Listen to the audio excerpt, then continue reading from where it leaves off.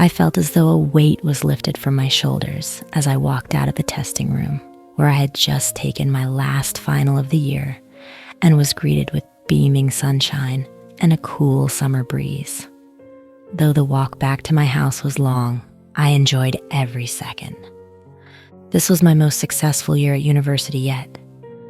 I finished most of my classes with an A, on top of having completed multiple internships, the latter of which had wrapped up just a few weeks prior. I was ready to celebrate. You know that feeling of having a cloud over your head, reminding you of your responsibilities and impending deadlines?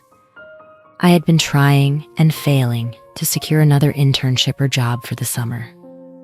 This had occurred to me once again while on my victory walk home that morning, ruining the overall mood.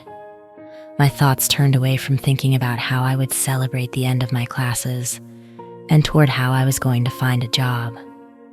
By the time I had made my way off of campus grounds and onto my street, my pace had slowed considerably as my mind became preoccupied.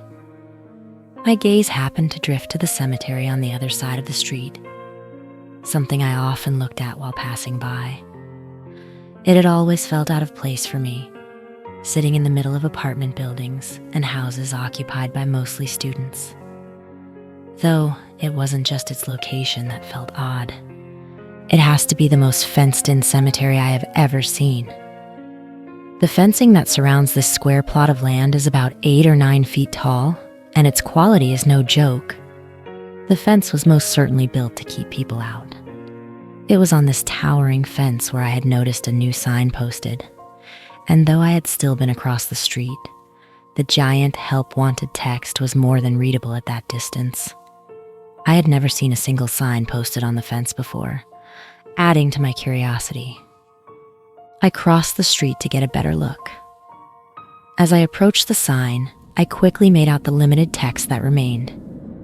See security booth inside for details.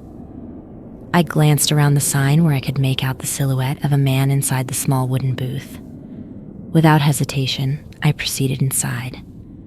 The man behind the booth window must have noticed my approach as he stood up and exited, facing me with a sincere, friendly expression. Though he appeared to be an older man by the looks of his white hair, he certainly looked healthy and spriteful for one, as he graciously sported a stylish black suit. "How may I help you today?" he asked in a warm tone through a deep and relaxed voice. "I just noticed the sign out on the fence there. Is that for some sort of job or something?" I asked, unsure. He bobbed his head back and forth. "Of sorts," he responded. I stood in silence and what must have been an evident expression of confusion as I awaited more details. "Why don't we take a walk?" he added with a small nod of the head and a smirk as he took a stride down the cemetery path. I followed, listening intently as we walked past the rows of headstones. "I don't intend to waste much of your time, so I'll get to the point. This place has been here for a long time. I would imagine longer than you might guess. Many keepers have looked over it through its time. This has been my role for more than 40 years, and I don't intend for that to change anytime soon. However, some, what you might call, extenuating circumstances have dictated that I leave my post for a few days to attend to another matter, and those whom I might regularly call on for situations like this are unavailable. The job I'm offering is simple. Act as its keeper for one night, and one night only. A night that just so happens to be exactly 1 week from today." I pretty much ignored the first half of what he had said entirely, as I was more focused on the fact that he mentioned the job was only for 1 day. "I'm sorry, sir, but I'm looking for more of an actual job than 1 day of work. It's just not enough to..." He cut me off quickly. "For this shift, I am offering $2,000 cash, up front, off the books entirely." My mouth slightly hung open in shock for a few seconds, before feelings of disbelief, doubt, and mistrust took over. I don't think we can do that. No, none of the university jobs would ever work like that. That would be unacceptable. He cut me off again. This cemetery isn't owned by the university. If it was up to them, this place would have been long gone by now. They don't have a say, and thank God for that. I again was silenced, unsure of what I had just walked into, or what was going on at all. The man must have sensed this as his expression changed. My name is Marcus. I suppose it would have been appropriate to start with that. I told him my name and shook his hand reluctantly. He stopped walking, turned to me, and stared for a moment before reaching into his suit jacket pocket. As I said, I would prefer not to waste any more of either of our times. He pulled out a set of keys and extended his hand to me. The choice is yours, but I need you to make it now. I slowly reached out my hand and picked up the set of keys without much thought as to what I'd agreed to by doing so. Good. Be back here in a week at 7 p.m. These keys will get you into my booth. I will leave you a letter. Read it before you start anything. It will tell you everything you need to know. Your money will be in the drawer next to the chair inside the booth. Marcus turned and walked away, leaving me in the middle of the graveyard, looking down at the set of keys in my hand. I pocketed them and exited the cemetery to continue my walk home. Though still confused, my mood lightened quickly as I considered the possibilities. Worst case, I show up at the cemetery a week from now with no money and I go home. In the best situation, I walk away with $2,000 for one night's worth of work. What did I have to lose? The next few days involved a lot of drinking, celebrating, and sleeping, followed by a few more days of unsuccessful job hunting. But I wanted to savor at least some of my summer before returning to the grind of everyday life. On the day I was supposed to work my shift at the graveyard, I woke up mid-afternoon feeling sluggish and with a raging headache from the night before. I considered staying home and hanging with my roommates for another night of getting wasted instead of walking down to the cemetery for what I expected to be nothing more than a scam. For some unknown reason, seeing the keys that Marcus gave me sitting on my otherwise empty desk motivated me to finally get out of bed. I decided that the 10-minute walk to the cemetery and back was worth it. I wanted to see if I miraculously found the easiest $2,000 I had ever made. Without much else going on, I decided to head out early, and I arrived at the cemetery around 6:30. I waited around for a few minutes before walking into the cemetery gates. I wanted to scout out the area for anything suspicious, and given the circumstances, who wouldn't? I found no sign of Marcus or anyone else who might raise an alarm in my head, so I decided to just go for it. I walked fast and with purpose into the cemetery and towards the booth on the inside. I pulled out the set of keys Marcus gave me, and with some luck, the first key I tried was the right one. I had partially expected none of them to work at all. As I pulled open the door, I caught a rather delightful scent. The small interior appeared simple, yet comfortable and unexpectedly clean. A single chair sat in front of a counter and window in a small square-shaped space. Beside it towered a large wooden cabinet with 2 doors and a lock. After a glance around the room, my eyes fixed on the small drawer below the counter. My heart began to speed up as I stepped inside and pulled the door shut behind me, locking its mechanism as I did. I fumbled through the chain of keys, trying each one on the small lock until the right one fit, causing my heart to skip a beat. I turned the lock and pulled it open to reveal a stuffed envelope. My hands scrambled to pull it out and count each fresh $100 bill. It added up. I counted it again, once more. I checked each bill for all the official markings and any signs of forgery. They were legitimate. I was so attentive to the money, I failed to notice the letter that had fallen out of the envelope as well. After stuffing the bills into my backpack, I unfolded the letter and began to read. To whom it may concern. Though the job offered to you may seem like nothing more than an opportunity to make a quick buck, the responsibility is far greater than you can imagine. Below, I have left a list of rules. Each is to be followed with extreme care and attention. There are few burial sites in the world as special as this one. The most important thing to remember is simply this: no one good has ever been buried here. The gate. This cemetery has one gate, the only way in and out. This gate is to be closed by 8 p.m. and kept shut until sunrise. Feel free to shut it sooner. No admittance by anyone, including law enforcement or emergency services, is to be permitted during this time.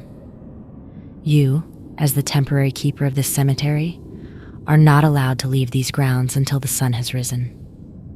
The largest key amongst the set you have been given is for this gate: the ghost hunters. As a consequence of being located in an urban setting with a younger demographic in its surroundings, this cemetery is frequently visited by those who call themselves ghost hunters or paranormal investigators, though the gate should be locked for the majority of your shift. If you are to spot any such individuals entering, or otherwise attempting to enter the cemetery grounds, you are to remove them immediately. You are permitted to call on law enforcement for the removal of such trespassers, but as stated, law enforcement is not allowed to step foot inside of the cemetery gates after 8 p.m. Get any trespassers out as soon as possible. God only knows what these fools would do if they found something real. The suit. Another key on your chain unlocks the wooded closet next to you. Inside are numerous items, one being a suit much like mine, and a pair of shoes to accompany them. You must change out of your current attire and into this suit for the remainder of your shift. I have guessed your measurements as closely as I could before I ordered it. It may not be the best fit, but it will serve. They must think you're me. You may keep the suit once your shift is over. The salt. I have placed white roses on 4 graves within this cemetery. Locate them. Inside the closet, alongside the suit, you will notice canisters of salt. After locking the gate, go to these graves and pour a circle of salt around each headstone. It doesn't have to be perfect, but the one thing you must be careful of is to leave a complete circle with no gaps. After doing so, remain as distant from these graves as possible and never disturb the salt circle. Keep an extra canister of salt with you at all times. The bells. Above a few of the graves, you may notice bells hung up and a string that goes underground. These are remnants of an old practice from hundreds of years ago, invented as a safety measure for those who had been buried alive. If the body moved, the string would be pulled, the bell would ring, and a watchman, such as yourself, would know to dig them back up. These bells now serve a different purpose. If you hear a bell go off, encircle the headstone of said grave with salt. Like the others, keep away from the grave. There is another possible situation you may face with the bells. If several begin ringing at the same time in rapid succession, stop where you are and encircle yourself with salt as fast as you can. Give yourself some room, as you will likely not be able to leave your circle for a while. Remain still and do not be tricked into leaving or breaking the circle. The gargoyles. In each corner of the cemetery, you can spot a stone gargoyle. All 4 share the same design: a small body with bat-like wings and a devilish face. They sit atop the stone pillars that meet the ends of the fence. These face inward, towards the middle of the cemetery. If you happen to notice that one is missing, disregard it. If you happen to spot one that has been misplaced, turn away or close your eyes. Do not give any indication that you know it has moved. None of them will be a danger if you leave them alone. Henry. Near the southwest corner of the cemetery sits a weathered headstone marking the grave of an unknown man. The only lettering left is what must be either the man's first or last name, Henry. No dates or other details are visible anymore. The only thing you need to know about Henry is that if he rises from his grave on your shift, watch your back and avoid going back to the security booth at all costs. Inside the front pocket of your suit jacket is a small box of matches. Light one and throw it to the grass on Henry's grave. Pay no attention to Henry if you spot him after you do this. You may return to the booth. When your shift is over, unlock the gate and leave the set of keys in the drawer. Best wishes and good luck. Marcus. I laughed at a few of the rules as I read them, appreciating what I assumed to be their intended humor and exaggeration. As funny as I found the effort Marcus had put into this letter, I decided that not a single rule would go neglected. No matter what kind of pranks might be pulled on me, $2,000 was worth going through all of it. I began by opening the wood closet next to me. Greeting me on the other side was a suit as Marcus had mentioned. I marveled at its design for a moment. Though I had seen the same thing on Marcus before, I hadn't taken in its beauty as much then. I quickly changed out of my shoes and clothes and into the suit. To my pleasure, it fit like a glove. I don't know all that much about suits, but something about this one told me it was quality. Such a quality that I'm certain that I would never have been able to afford such a suit myself. I looked back to the list to read the first rule once more, before folding and stuffing the letter back into my pocket. I figured this one would be easy to get out of the way. I grabbed my set of keys and headed out of the booth, towards the gate. As I approached, I once again looked around in all directions to try and get a glance of someone who might be watching, or Marcus himself. Once again, I saw no one. I attempted to pull one side of the gate shut with only one arm, before realizing that it wasn't going to happen so easily. The metal gate was incredibly heavy, and though it sat comfortably on its hinges, pulling it shut took all the force I could muster. I needed a short breather between closing the first and the second. After closing both, I pulled up the largest key and inserted it into the keyhole. As I twisted the key, the satisfying noise of the lock mechanism clicking into place filled my ears. I turned away from the now locked gate and pulled out the letter again. I figured the ghost hunters shouldn't be too bad. I assumed they're a frequent problem for Marcus, especially at night. It isn't all that hard to imagine why this is, especially when considering what Marcus wrote in the second rule. Being that I hadn't gotten a good view of the whole cemetery yet, I decided to take a stroll through the area and look for anyone who might still be inside.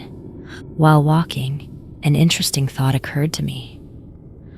Of the countless times I had passed by this cemetery, when walking to or from classes, work, or anything else, I had never noticed a single visitor inside.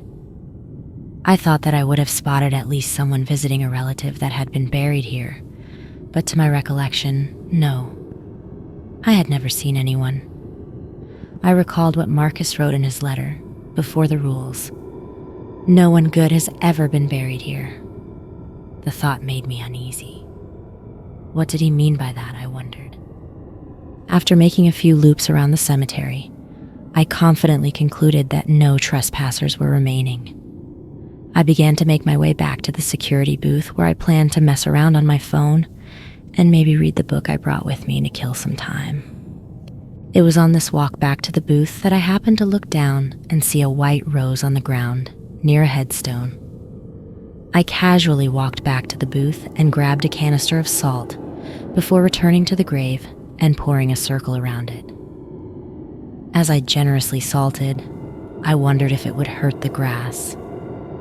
I'm no expert in lawn care, but I was fairly certain that pouring copious amounts of salt on grass isn't good for it. As per my observation, the grass in this cemetery seemed to be nothing short of perfect. Then came the question of why Marcus would have me do such a thing to his beautiful cemetery. I dodged my own question, brushing it off as a silly thing to even ponder. I was here to earn money, not ask questions. After completing the first circle, I moved on to locate and eventually encircle the other 3 with salt.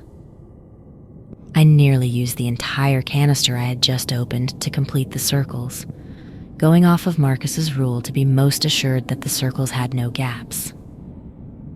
After all 4 were complete, I retreated to the security booth. After reading the letter over again, it seemed I had completed everything I would need to do. The gate was shut, the graves were accounted for, and no trespassers were to be found. The next several hours went by quietly and uneventfully. I played around on my phone, texted a few friends, and read a couple of chapters in the book I had brought. I decided against zoning out and listening to music, not because I believed a corpse was going to pull the strings on a bell, but because I didn't feel all that comfortable sitting in a dark cemetery.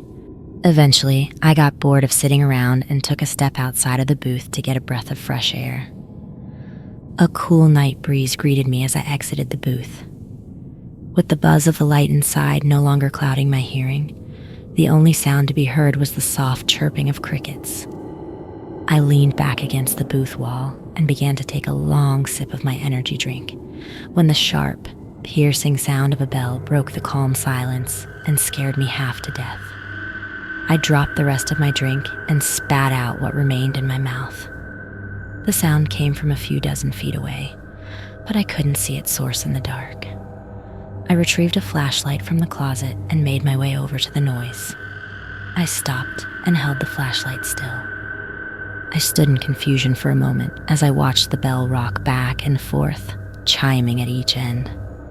I snapped out of my trance and chalked it up to be an elaborate hoax from Marcus meant to scare me.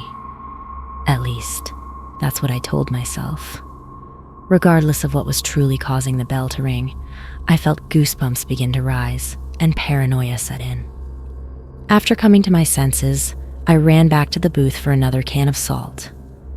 I hurriedly returned and poured salt around the headstone. The instant the circle had been completed, the bell stopped.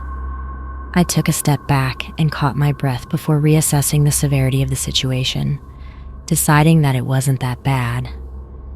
I began to nervously chuckle as I slowly began to feel at ease again.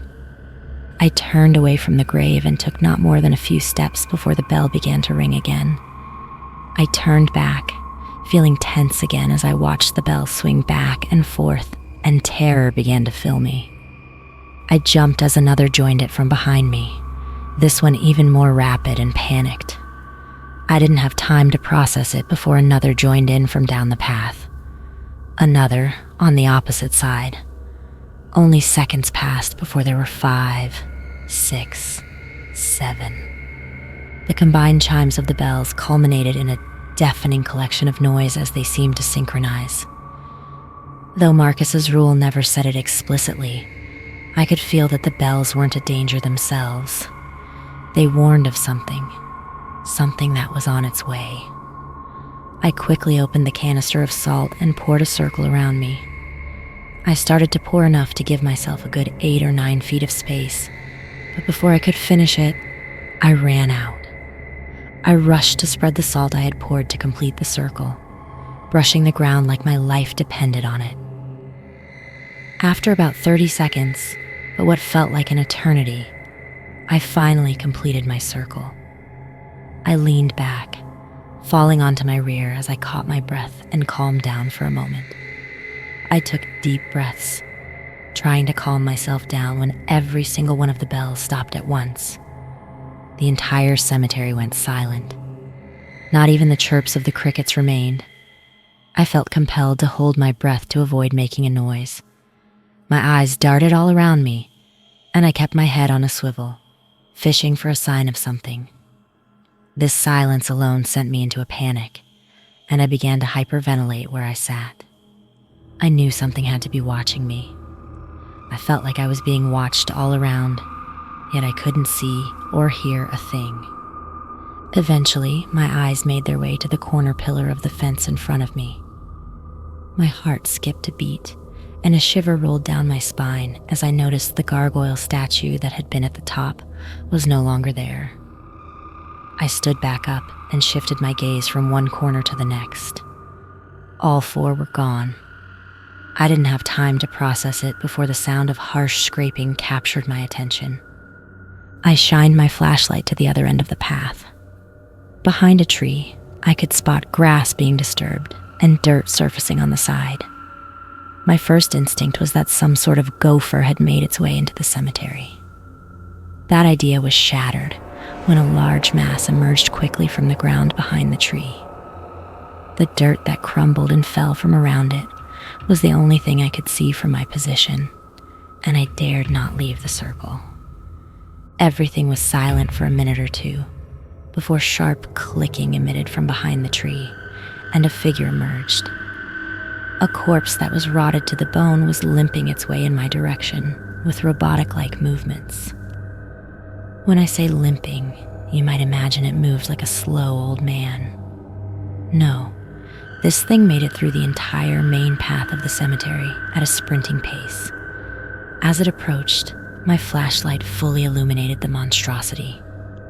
Blackened pieces of flesh, reminiscent of putrid meat that looked as though it had been shredded to pieces, were crudely attached to the ashen-colored bones. Translucent, pale, string-like tendons hung loosely from the corpse and thrashed around as it closed in on me. From its rib cage, shriveled organs dangled and moved in the open. Its skull, with the same ashen color as the rest of the skeleton, was missing a jagged piece from the top of its right side, and from its left, a horn protruded. A horn that somehow looked like it belonged. Its jaw and teeth looked to still be perfectly intact, and perfectly white, but from them a black liquid oozed and dripped to the ground as it walked. As it approached, I looked around me for something to do, somewhere to go. My feet shuffled back and forth, aching to run, but I restrained myself from leaving the circle. It kept its pace until it stopped dead in front of the salt circle, mere feet away from me. I had to catch my balance as I nearly fell back and out of the salt circle, dropping the flashlight from my shaking hands in the process. Again, everything fell silent as the jagged bones from the feet of whatever this was stood on the very edge of the circle. I didn't believe my little circle was going to keep it out. I lost all hope entirely, and despair overtook me. I cowered and ducked to my feet, holding my arms above my head as I looked at the ground, preparing to be struck down at any moment, accepting my fate.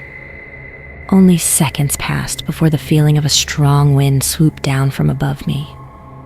A crashing sound from a few dozen feet away from me followed. I reluctantly raised my head. My gaze met the stone wings attached to the back of one of the now standing gargoyle statues. The flashlight on the ground illuminated what was beyond, enough for me to see the other 3 gargoyles standing in identical positions around the corpse, which was now flat on the ground, seemingly having been thrown into the tree behind it, from where it crumpled. Remembering Marcus's letter once more, I pulled it out with my trembling hands and read the 6th rule. Turn away and close my eyes, that's all I had to do. And so I did. I heard bones crack and snap, and stone pound into the ground with a shock I could feel beneath my feet. I heard flesh being torn away like the membrane from a rack of ribs. I heard liquid spurt and splatter onto the grass like water from a sprinkler. I only looked back when the sound ceased. 1 gargoyle remained, its arms holding what were now disorderly remains, the deformed, detached skull neatly placed on top. I looked to the corners of the cemetery to see the other 3 gargoyles had made their way back to their original places. I turned away from the remaining gargoyle. I picked up my flashlight, and after a moment of hesitation, I finally took a step outside of the salt circle. I was still very much shaken by the quick sequence of events, but I concluded that the gargoyles weren't here to hurt me, or at least that I would be fine if I stayed out of their way. I let out a deep breath and felt the tension leave my body while I walked back toward the booth. I made it halfway there when the hair on the back of my neck stood up. I felt myself tense up again. Somehow I knew something was wrong. Somehow I knew someone was standing behind me. My intuition was immediately confirmed by a sinister laughter that crudely broke the silence. A mischievous voice whispered between giggles, "You shouldn't have left your little circle." I slowly turned around and shone my light on a towering man. He was standing in the darkest part of the cemetery, between a tree and the fence. His thin, scrunched shoulders matched the level of his skinny head and bounced up and down as he laughed. He looked to be alive, yet more diseased than I imagined anyone could look. His body looked deathly skinny and scrunched together in some sort of mutated skeletal structure. I couldn't see more than his arms and head, for which I am glad, as he wore an old, dull-looking outfit like a farmer. His nails were long and dirty, much like his hands. His green-tinted poisoned eyes bulged from his pale and sweaty head that hung forward. "You better run," the man said with a playful manner, yet a sadistic and sinister undertone. 10. I stood confused. 9. My heart sank in my chest when I realized he was counting down. 8. My thoughts went to where Marcus described the location of Henry's grave. I figured that must be who this is. I booked it for the southwest corner of the cemetery. 7. Though the pants I wore restricted my movement, I had never run so hard in my life. 6. He began to shout the numbers louder. I spotted what looked to be the weathered headstone described in the letter, but before I could see it, I tripped on a larger one. My knee connected with it head on, and I was sent tumbling to the ground, letting out a scream of pain. 5. I glanced up at the headstone I was now laying in front of. It read, Henry, and nothing else. This was it. 4. I scrambled for the box of matches in my coat pocket. 3. I pulled them out quickly but spilled most of the matches into the grass. 2. I retrieved one and lifted it to the matchbox. 1. I struck the match against the box, unsuccessful in igniting it. I failed again and again as I hastily brushed it. Here I come. Mistakenly, I looked back to see Henry's long legs carrying him at a diabolically fast pace in my direction. I knew he would be on me in less than a second. I snapped my head back to the match and box, failing one more attempt before reactively covering my head with my arms, ready once again to be struck down. A strong thud hit the ground right next to me. I flinched and rolled over, once again facing the back of a gargoyle. All 4 had come down and placed themselves between me and Henry. The 2 in the middle held him in place as he attempted to reach past and grab me. I took the opportunity and continued to strike the match. "No," Henry muttered in fear. "No, stop, stop." I ignored him, finally striking the match and dropping it to the grass in front of me. I fell back as green flames ignited on Henry's grave. He subsequently fell silent. When I looked back, the gargoyles were gone, and all that remained was Henry standing lifeless, head hanging and arms dangling in defeat. When I got back to my feet, I looked away from Henry and walked towards the gate. I was tempted to look back, and when I did, he was gone entirely. I gathered my things from the booth and sat with my back against the fence until the sun rose. When it did, I unlocked the gate and returned my set of keys to the booth. I walked as fast as I could out of the gate, down the street, and to my home. I didn't sleep when I got there. I don't think I slept for a few days, no matter how hard I tried. Over time, it got better for the most part. I still see Marcus at the cemetery gates when I pass them from time to time. I know he recognizes me. He smiles when he sees me. I haven't talked to him since the day I met him. I don't know what I would say if I did. I have nothing to say. I haven't said a word about this to any of my roommates or friends. I don't know how I could bring it up. I don't know who in their right mind would ever believe me. Whenever I sit alone in my room in the dark, the stench of rotting meat seems to find its way back to my nose, and the auditory hallucination of clicking bones wakes me from the deepest of sleep. When I shut my own eyes, I still see Henry's own green, diseased pair of eyes staring back. Whenever I'm drifting off, I'm interrupted by a countdown from his whisper.